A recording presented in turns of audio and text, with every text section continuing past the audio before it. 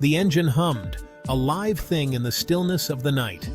We were four friends, young and restless, embarking on a road trip. Mark, behind the wheel, pumped the gas pedal, eager to eat up the miles. Beside him, Jessica laughed, her excitement contagious. In the back, David fiddled with the radio, searching for the right soundtrack. I shifted uncomfortably, a knot of unease twisting in my gut. Night journeys always unsettled me. The darkness held too many unknowns. The highway stretched before us, swallowed by the night. The darkness seemed to consume everything, leaving only the faint glow of our headlights to pierce through the void.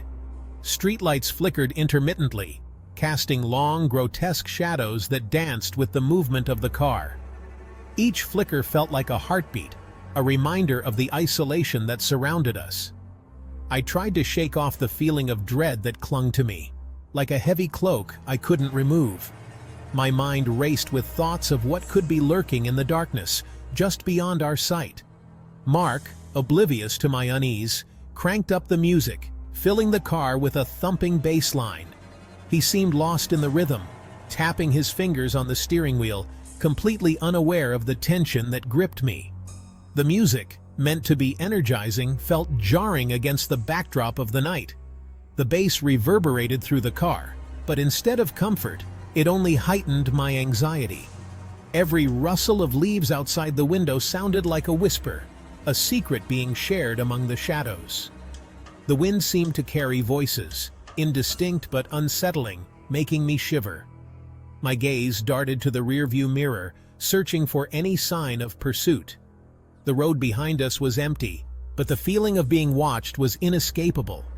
I couldn't shake the sensation that something, or someone, was out there, hidden in the darkness, following us. Hours crawled by. Boredom replaced my anxiety as the miles ticked away. David pulled out a map, tracing our route with his finger. "There's a shortcut," he announced, tapping a thin, winding line. "We can save an hour if we cut through Harker's Pass." Mark, always up for an adventure, veered off the highway without hesitation. We left the smooth asphalt for a rough, pothole-ridden road. The forest pressed in on either side, the trees like skeletal fingers reaching for the car. My unease returned, sharper this time. The headlights illuminated a figure standing in the middle of the road. A woman, draped in a long, dark cloak. "Slow down, Mark," I hissed, my voice tight with apprehension. He slammed on the brakes, the car skidding to a halt. The figure remained motionless, shrouded in shadow. "What is she doing?" Jessica whispered, her earlier cheer replaced by nervousness. Mark honked the horn, a sharp, insistent blare. The woman didn't flinch. She simply stood there, a silent, menacing silhouette. Curiosity warred with fear, urging me closer. The night was eerily silent, save for the occasional rustle of leaves and the distant hoot of an owl. Each step I took seemed to echo louder than the last, amplifying the tension that gripped my heart. "Stay here," I muttered to the others, pushing open the car door. The interior light flickered briefly, casting long shadows that danced across the seats. I took a deep breath, steeling myself for what lay ahead. The night air was thick with the smell of damp earth and something else, something faintly sweet and nauseating. It clung to my nostrils, making each breath a struggle. The mist swirled around my feet, adding to the surreal atmosphere. I took a step toward the woman, my heart pounding in my chest. The closer I got, the more details I could make out. Her posture was unnaturally rigid, and her movements were slow, almost mechanical. "Excuse me?" I called out, my voice trembling slightly. "Are you all right?" The figure slowly turned. The anticipation was unbearable, each second stretching into an eternity. The hood of her cloak fell back, revealing her face. The moonlight caught her features, casting them in a ghostly pallor. Or what was left of it. Her face was a grotesque mask of decay, a horrifying blend of life and death. Her skin was stretched taut over her skull, a patchwork of decay and rot. It looked as though it could tear at any moment, revealing the bone beneath. Empty sockets stared back at me, the stench of death thick in the air. It was a smell that seemed to cling to my very soul, a reminder of the fragility of life. I stumbled back, a scream rising in my throat. My mind raced, trying to comprehend the horror before me. The world seemed to spin, and I felt a cold sweat break out across my skin. The urge to flee was overwhelming, but my legs felt like lead. "Drive! Drive! Drive!" I screamed, scrambling back into the car. Mark didn't need to be told twice. He threw the car into gear and floored it. We sped past the apparition, her hollow eyes boring into me. "What did you see?" gasped Jessica, her voice high with panic. I couldn't speak, couldn't tear my gaze from the rearview mirror. The road behind us was empty, yet I could feel her presence, cold and menacing. The engine sputtered, coughed, and died. We rolled to a stop, plunged into darkness.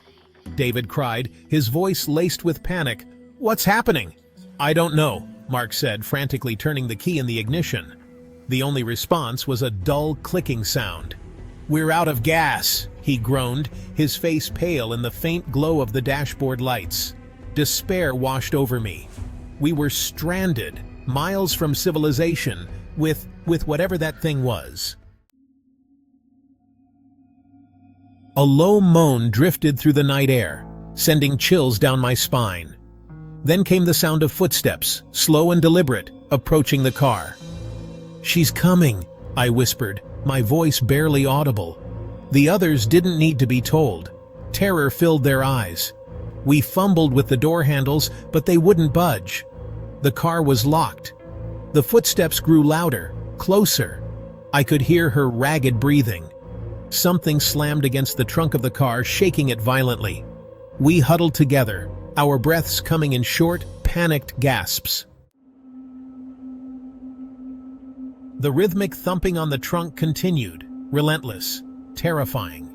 Then, as quickly as it started, it stopped. Silence descended, thick and heavy, broken only by the sound of our own ragged breathing. We waited, paralyzed by fear, unsure of what would come next. Minutes ticked by, each one an eternity. Finally, summoning my courage, I reached for the door handle. It opened with a groan. I peered out into the darkness, my heart pounding in my chest. The road was empty. There was no sign of the woman, no trace of her presence.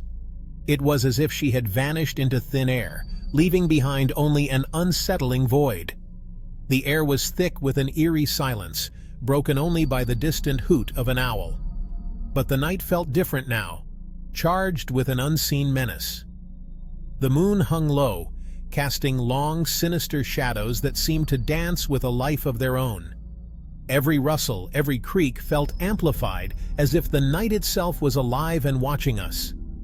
The wind rustled the leaves, whispering our names. It was a sound that sent shivers down our spines, a haunting melody that seemed to beckon us deeper into the darkness. The trees swayed, their branches reaching out like skeletal fingers. We scrambled out of the car, our fear giving us a burst of adrenaline. Our hearts pounded in our chests, each beat echoing like a drum in the stillness of the night. We could feel the weight of the darkness pressing down on us, urging us to move faster. We didn't speak, didn't dare to break the silence. Words felt inadequate, powerless against the overwhelming dread that gripped us. The silence was a fragile barrier, one we feared would shatter if we uttered even a single word.